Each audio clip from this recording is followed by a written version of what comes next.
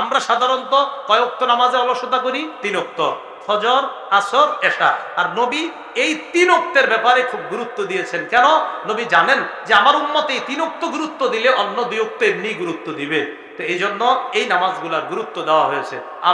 আমরা সবাই আজকে থেকে ইচ্ছাকৃতভাবে স্বেচ্ছায় 1 ওয়াক্ত নামাজও কাজা করব না ইনশাআল্লাহ। আমি হাত নামাই, আপনারা নামায়েন না, আপনারা উঠায় রাখেন 2 হাত। সামনে যারা, মঞ্চের না, আপনারা উঠায় রাখছেন সবাই, হাত কিন্তু নামায়েন না। সবাই সুন্দরভাবে আরো কিছু শিখছেন? আরে কিছু শিখছেন? কিছু শিখছেন? যদি শিক্ষা থাকেন, বুঝা গেল আমিও একজন ছাত্র, আপনারাও ছাত্র, তাহলে 2 দল ছাত্র ভাই মিলা কিছু বিষয় শিখলাম আমরা, ঠিক তো?